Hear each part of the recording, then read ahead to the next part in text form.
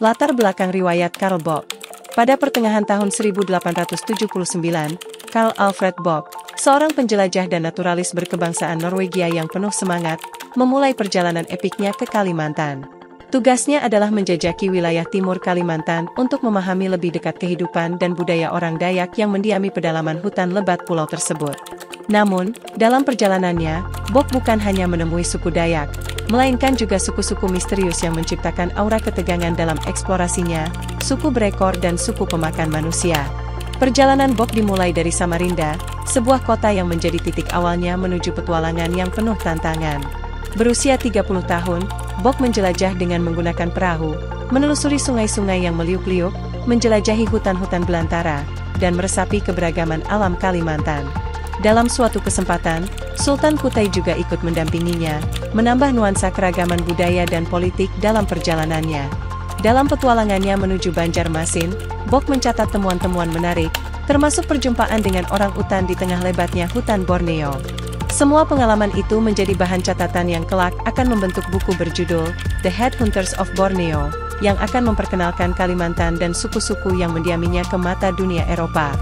Namun, bukan hanya suku Dayak yang menjadi fokus penelitiannya. Bock juga menyusuri jejak suku-suku misterius yang konon menghuni pedalaman Kalimantan, seperti suku berekor dan suku pemakan manusia.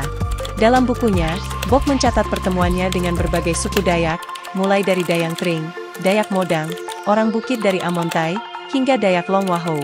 Tetapi yang paling menarik adalah kisahnya mengenai suku pemakan manusia yang menciptakan keguncangan di antara Kesultanan Kutai dan Kesultanan Pasir. Dalam bab ini, kita akan menjelajahi awal perjalanan Karl Bock di Kalimantan, merasakan ketegangan pertemuan dengan suku kanibal, dan melihat bagaimana peneliti Norwegia ini mulai menggali misteri suku-suku eksotis yang menjadikan petualangannya begitu menarik dan kontroversial. Bagian 2, Awal Perjalanan. Perjalanan dari Samarinda ke Tenggarong. Perjalanan Karl Bock di Kalimantan terus berlanjut, mengungkapkan petualangan yang memikat dan kadang-kadang menghadirkan ketidakpastian. Setelah memulai dari Samarinda, kota pelabuhan yang menjadi pintu gerbang petualangannya, Bock menjelajahi sungai-sungai yang membelah hutan belantara dengan menggunakan perahu.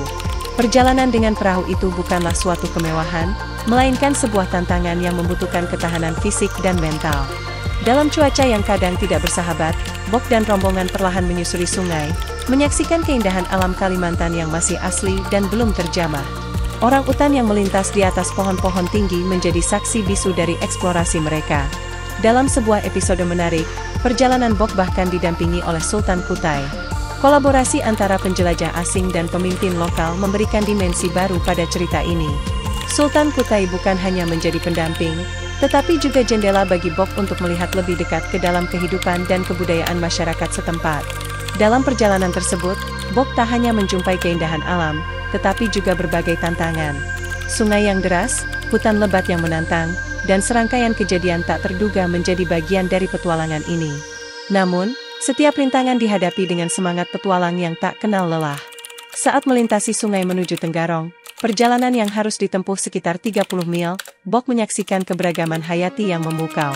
Orang utan, jenis primata endemik Borneo, menjadi daya tarik tersendiri dalam catatan perjalanannya. Seakan menyelam minum air, Bock tidak hanya menjelajahi geografi Kalimantan, tetapi juga melibatkan diri dalam pengamatan ilmiah yang menyeluruh. Dengan segala tantangan dan kejutan di setiap belokan sungai, perjalanan Bock menjadi sebuah kisah awal yang penuh dengan keajaiban dan ketidakpastian. Bagian selanjutnya akan mengulas lebih dalam perjumpaan Bock dengan suku Dayak dan langkah-langkah awal menuju pertemuan yang menegangkan dengan suku pemakan manusia. Bagian 3, Penjelajahan di Kalimantan. Buku The Headhunters of Borneo. Perjalanan Karl Bock terus menggali ke dalam hutan-hutan lebat Kalimantan, mengungkapkan keindahan dan misteri pulau tersebut. Selama penjelajahannya ke Samarinda, Tenggarong, dan Banjarmasin, serta ke pedalaman Kalimantan, Bock mengumpulkan pengalaman yang akan membentuk landasan bagi buku yang akan menjadi jendela bagi Eropa untuk memahami keberagaman suku dan kehidupan di pulau ini. Buku yang akhirnya terbit pada tahun 1881 dengan judul The Headhunters of Borneo, mencatat perjumpaan Bock dengan berbagai suku Dayak. Melalui tulisannya, Bock membuka pintu ke dunia eksotis orang Dayak, mulai dari Dayang Tring, Dayak Modang, orang bukit dari Amontai, hingga Dayak Longwahou. Setiap perjumpaan itu diwarnai dengan cerita-cerita unik, tradisi, dan kehidupan sehari-hari suku-suku tersebut. Namun, daya tarik buku ini tidak hanya terletak pada cerita-cerita tentang suku Dayak yang hidup damai dan harmonis dengan alam.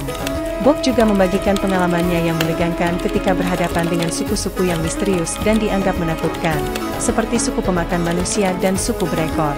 Dalam bukunya, Bok mengisahkan pertemuan mendebarkan dengan suku pemakan manusia saat melakukan perjalanan dari kota Bangoen ke pemukiman Dayak Tring. Harapannya untuk bertemu dengan suku tersebut di Moyara Pahou menyisakan ketegangan, terutama karena potensi bahaya dari suku kanibal yang dianggap sangat ditakuti di daerah tersebut. Pertemuan dengan suku Dayang Tring, yang awalnya tampak sulit, menjadi momen kunci. Sultan Kutai mengambil inisiatif untuk mengirim utusan, menciptakan jembatan komunikasi dengan suku yang dianggap sebagai suku paling ganas di wilayah tersebut. Sebuah perahu besar yang dipimpin oleh Kapitan Bugis menghadirkan suku Dayang Tring dalam sebuah pertemuan yang menegangkan. Bok, dengan keterampilan pengamatannya yang tajam, mencatat setiap detail fisik dan budaya dari suku Dayang Tring. Lubang telinga yang panjang dengan bandul logam, tato-tato yang menghiasi tubuh, semuanya tercatat dengan cermat. Sang pendeta perempuan dari suku tersebut bahkan mengizinkan Bok untuk mengambil gambarnya, memberikan gambaran yang lebih hidup tentang keberagaman budaya di pedalaman Kalimantan. Dalam bab-bab selanjutnya, kita akan menjelajahi lebih dalam pengalaman Karl Bok dalam pertemuannya dengan suku pemakan manusia, merinci bagaimana ketegangan dan rasa takut meliputi perjalanan menuju masyarakat yang dianggap sangat misterius dan berbahaya. Bagian 4. Kisah bertemu suku pemakan manusia. Perjalanan dari kota Bangoen ke Dayak Tring. Perjalanan Karl Bok dari kota Bangoen ke pemukiman Dayak Tring menjadi bagian yang penuh ketegangan dalam eksplorasinya di Kalimantan. Dalam upaya untuk bertemu suku Dayang Tring di Moyara Pahou, Bok bersama Sultan Kutai dan rombongan memasuki wilayah yang dikenal sebagai tempat bermukimnya suku yang memiliki reputasi sebagai suku pemakan manusia. Berhari-hari perjalanan berlanjut, namun belum ada tanda-tanda dari suku Dayang Tring. Karl Bok, semakin gelisah dan penasaran, memutuskan untuk mengambil inisiatif dan langsung mengunjungi kampung mereka. Sultan Kutai, dengan kekhawatirannya akan bahaya, berusaha membujuk Bok untuk tidak melanjutkan, mengingat kemungkinan berpapasan dengan suku kanibal yang sangat ditakuti. Tetapi, dorongan penasaran dan semangat petualang dalam diri Bok memimpinnya untuk mengabaikan peringatan Sultan. Dia berencana untuk mengunjungi kampung suku Dayang Tring langsung, meskipun resiko yang sangat besar. Pada titik ini, ketegangan dalam perjalanan mereka mencapai puncaknya, dan kekhawatiran akan keamanan mereka di pedalaman Kalimantan semakin nyata. Pengiriman utusan dan pertemuan menegangkan. Sultan Kutai, menyadari bahwa melanjutkan perjalanan secara langsung dapat menimbulkan bahaya, memutuskan untuk mengambil langkah berhati-hati. Seorang utusan dikirim menggunakan perahu ke pemukiman Dayang Tring dengan harapan agar suku itu mau menampakkan diri. Seminggu berlalu, namun tidak ada kabar dari utusan tersebut. Ketidakpastian dan kegelisahan semakin menghantui rombongan Bok. Sultan Kutai tidak berhenti di situ. Dengan kekhawatirannya yang tumbuh, ia memutuskan untuk mengirim perahu besar yang dipimpin oleh Kapitan Bugis. Upaya ini bertujuan untuk mencari informasi yang pasti mengenai keberadaan suku Dayang Tring dan menjembatani komunikasi antara mereka dan rombongan Bok. Setelah sekitar 3 hari perahu besar kembali, membawa kabar yang sangat dinantikan. Sekitar 40 orang Dayak Tring, termasuk 4 perempuan, datang bersamaan dengan seorang pendeta perempuan. Karl Bok, dengan kamera dan pena di tangannya, siap mencatat setiap detail dari pertemuan ini. Pertemuan dengan suku Dayang Tring. Dalam bukunya, The Headhunters of Borneo, Karl Bok memberikan gambaran yang hidup tentang sosok-sosok yang ia temui pada hari itu. Orang Dayak Tring memiliki ciri khas, seperti lubang telinga yang panjang dengan bandul logam, serta tato-tato yang menghiasi beberapa bagian tubuh. Namun, yang lebih mengejutkan adalah ketika sang pendeta perempuan menunjukkan kepada Bok bahwa telapak tangan adalah bagian yang terbaik untuk dimakan. Pertemuan ini menghadirkan wawasan yang mendalam tentang kehidupan dan budaya suku Dayang Tring. Bok juga mengamati bahwa mereka memiliki cara hidup yang unik dan keberagaman yang kaya. Namun, cerita tentang suku kanibal dan ketegangan di pedalaman Kalimantan tidak berakhir di sini. Di bab-bab selanjutnya, kita akan menyelami pengalaman Karl Bok dalam bertemu langsung dengan kepala suku kanibal, Sibau Mobang, dan bagaimana pertemuan ini mengguncang kedamaian Kesultanan Kutai serta Kesultanan Pasir. Bagian 5. Pertemuan dengan kepala suku kanibal. Detail pertemuan dengan Sibau Mobang. Setelah pertemuan yang menegangkan dengan suku Dayang Tring, petualangan Karl Bok di pedalaman Kalimantan tidak berhenti. Seiring berjalannya waktu, sebuah kejadian tak terduga mengubah arah perjalanannya secara dramatis. kepala suku kanibal bernama Sibau Mobang, dari suku yang sama dengan Dayang Tring, mendatangi tempat di mana Bok menginap. Sibau Mobang, yang digambarkan sebagai seorang kepala suku yang berusia sekitar 50 tahun, menarik perhatian Bok dengan kulit coklat kekuningan dan gigi yang habis. Meskipun tampak sakit-sakitan, dengan lengan kanan yang tidak dapat digerakkan, keberanian dan kekuatannya masih terpancar jelas. Pertemuan ini membuka lembaran baru dalam catatan Bok tentang suku-suku misterius di pedalaman Kalimantan. Melalui Sibau Mobang, Bok memperoleh wawasan unik tentang kehidupan suku Dayak. Sibau Mobang mengklarifikasi bahwa suku mereka tidak melibatkan praktik kanibalisme setiap hari. Untuk memenuhi kebutuhan makan sehari-hari, mereka biasanya mengonsumsi nasi, daging hewan, dan buah-buahan liar. Namun, kondisi sulit seperti gagal panen bisa membuat mereka beralih pada praktik kanibalisme untuk bertahan hidup. Kepala suku ini juga memberikan informasi tentang bagian-bagian tubuh yang dianggap lezat oleh suku mereka. Sibau Mobang menyatakan bahwa telapak tangan adalah bagian yang terbaik untuk dimakan, sambil menunjukkan kedua telapak tangannya kepada Bok. Ia juga menyebutkan bahwa bagian otak, dahi, dan lutut merupakan hidangan yang lezat bagi suku mereka. Pertukaran hadiah dan kenang-kenangan. Meskipun atmosfer pertemuan awalnya tegang, Bok memutuskan untuk membangun hubungan yang lebih baik dengan suku Dayak tersebut. Sebagai bentuk keterimaan dan menghormati, Bok memberikan uang kepada setiap orang yang berhasil ia lukis, beras, untayan manik-manik, dan kain belacu sepanjang 22 meter yang dapat mereka bagi-bagikan sesama mereka. Sementara itu, Sibau Mobang juga tidak ketinggalan memberikan kenang-kenangan kepada Bok. Sebuah gestur yang mungkin dianggap aneh oleh budaya barat, Sibau Mobang memberikan 2 tengkorak manusia, 1 laki-laki dan 1 perempuan, tanpa rahang bawah. Kedua tengkorak tersebut dibungkus dengan daun pisang, memberikan kesan mistis dan mendorong Bok untuk terus menyelami misteri budaya suku Dayak. Pertemuan ini menggambarkan kontras antara ketegangan dan keramahan, antara prasangka dan pemahaman yang dihasilkan oleh interaksi langsung antara budaya Eropa dan suku-suku Kalimantan.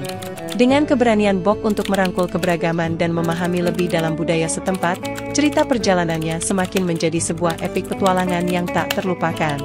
Bagian bab berikutnya akan mengeksplorasi lebih jauh petualangan Karl Bok, khususnya dalam pencarian suku misterius yang dikenal sebagai orang Buentoet, yang diklaim memiliki ekor dan menjadi sorotan mitos di pedalaman Kalimantan. Bagian 6. Misteri suku berekor di pedalaman Kalimantan. Kisah mengenai suku berekor atau orang Buentoet. Setelah pertemuan yang dramatis dengan suku Dayang Tring dan Sibau Mobang, Karl Bok mulai tertarik pada cerita dan misteri seputar suku berekor, yang juga dikenal dengan sebutan orang Buentoet. Awalnya, cerita ini muncul dari Abdi Sultan Kutai bernama Ciropon, yang merinci bahwa suku ini memiliki ekor dengan panjang sekitar 5 hingga 10 meter. Pada awalnya, Bok meragukan kebenaran cerita tersebut. Namun, Ciropon bersikeras dan bahkan bersumpah bahwa apa yang ia katakan adalah kenyataan. Suku berekor ini diduga menghuni daerah di tepi Sungai Teweh, wilayah yang berada di bawah kekuasaan Kesultanan Pasir.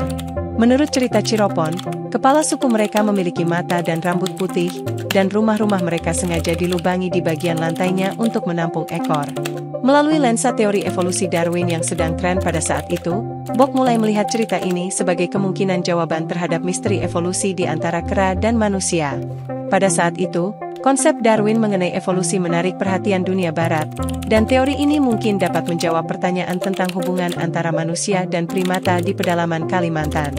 Pencarian dan tantangan. Dengan ketertarikan yang tumbuh, Bok memutuskan untuk melakukan pencarian terhadap suku misterius ini. Ciropon, yang begitu yakin dengan ceritanya, bahkan diberi janji oleh Bok sejumlah uang sebesar 500 gulden jika dia dapat membawa orang berekor tersebut ke hadapan penjelajah Norwegia ini. Sultan Aji Muhammad Sulaiman kemudian menulis surat kepada Sultan Pasir, memohon agar dia dapat mengirimkan pasangan manusia berekor seperti yang dijelaskan oleh Ciropon.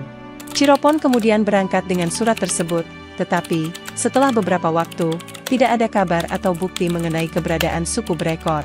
Sementara itu, Bok melanjutkan perjalanannya ke Banjarmasin.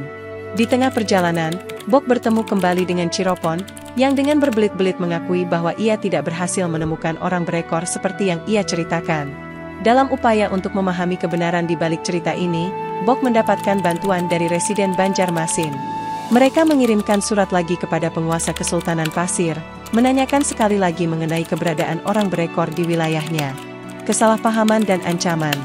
Hampir sebulan berlalu, dan tak ada jawaban yang diterima dari Sultan Pasir. Namun, akhirnya sebuah surat sampai di tangan Residen Banjarmasin. Sultan Pasir menjawab bahwa tampaknya telah terjadi kesalahpahaman. Orang Buentoet di Pasir sebenarnya adalah panggilan bagi pengawal pribadi Sultan, bukan suku misterius yang diharapkan oleh Bok. Sultan yang merasa marah dan tersinggung, bahkan mengancam akan melakukan perlawanan terhadap Sultan Kutai sebagai tanggapan atas permohonan yang dianggap merendahkan itu. Namun, Ciropon tetap pada pendiriannya, meskipun konfrontasi politik dan ancaman perang di sekitar mereka semakin nyata. Meskipun demikian, cerita Bok tetap memperkaya wawasan dunia barat tentang keberagaman budaya di Kalimantan. Bagian selanjutnya akan membahas lebih lanjut mengenai petualangan Karl Bok dan bagaimana eksplorasinya di pedalaman Kalimantan membuka jendela ke dalam kehidupan masyarakat yang misterius dan eksotis. Bagian 7, Puncak Petualangan dan Kesimpulan. Eksplorasi ke pedalaman Kalimantan. Perjalanan Karl Bok terus mendalam ke dalam pedalaman Kalimantan, membawa kita lebih jauh ke dalam kehidupan dan budaya suku-suku yang mendiami wilayah tersebut. Meskipun pencarian suku berekor tidak berhasil, petualangan ini membuka mata Bok terhadap keberagaman dan misteri yang melibatkan suku-suku pedalaman Kalimantan. Seiring Bok menyusuri lebatnya hutan, menjelajahi sungai-sungai, dan bertemu berbagai suku Dayak, ia merangkum pengalaman-pengalamannya dengan indah dalam bukunya yang terkenal, The Headhunters of Borneo. Bok tidak hanya menjadi saksi kehidupan sehari-hari suku-suku tersebut, tetapi juga menghadapi tantangan dan ketidakpastian yang mendalam, menciptakan narasi petualangan yang tak terlupakan. Pertemuan dengan kepala suku kanibal. Pertemuan dengan Sibau Mobang, kepala suku kanibal, menjadi salah satu puncak dramatis dari perjalanan Bok. Ketegangan dan rasa takut menyelip di antara catatan mengenai tato-tato dan lubang telinga, memberikan citra yang lebih kompleks tentang kehidupan suku Dayak. Dialog dengan Sibau Mobang membuka pintu wawasan tentang kondisi hidup suku tersebut, dari praktik kanibalisme hingga kesulitan dalam memenuhi kebutuhan makan sehari-hari. Pertukaran hadiah dan kenang-kenangan, meskipun mungkin tidak terduga bagi norma-norma barat, mencerminkan upaya Bok untuk membangun jembatan budaya. Dalam pertemuan ini, kita melihat perpaduan antara keunikan dan kemanusiaan, memperkaya pemahaman Bok tentang kehidupan di pedalaman Kalimantan. Pencarian suku berekor dan kesalahpahaman. Meskipun upaya untuk menemukan suku berekor tidak membuahkan hasil, cerita ini mengilustrasikan dinamika kompleks antara mitos lokal dan pemahaman barat pada saat itu. Kesalahpahaman mengenai identitas orang Buentoet di Pasir menciptakan ketegangan politik, menggambarkan bahwa interaksi antara dunia Eropa dan Kalimantan tidak selalu lancar. Ketidakpastian dan kegagalan dalam pencarian suku berekor memberikan pesan bahwa tidak semua misteri dapat dipecahkan, dan terkadang keindahan terletak pada perjalanan itu sendiri, bukan hanya pada tujuan akhir. Kesimpulan, peta baru di dunia Kalimantan. Petualangan Karl Bok di Kalimantan menciptakan peta baru di dunia eksplorasi dan antropologi. Dengan bukunya yang terkenal, Bok membawa pulang ke Eropa kisah-kisah yang mempesona dan misterius tentang suku-suku Dayak dan pengalaman pribadinya dalam menghadapi masyarakat yang dianggap ganas dan eksotis. Meskipun beberapa cerita dan mitos mungkin tidak terbukti, perjalanan Bok membuka jendela bagi orang Eropa untuk memahami keanekaragaman dan kompleksitas budaya Kalimantan pada akhir abad ke-19. Kesaksiannya tentang suku-suku misterius, keindahan alam Kalimantan, dan tantangan dalam menaklukkan pedalaman hutan belantara membuatnya menjadi salah satu penjelajah yang membentuk citra pulau tersebut di mata dunia. Seiring berjalannya waktu, cerita-cerita yang diabadikan oleh Karl Bok tetap menjadi catatan berharga tentang sejarah dan budaya Kalimantan, membawa kita kembali ke masa lalu yang penuh dengan petualangan dan misteri di pedalaman Pulau Borneo.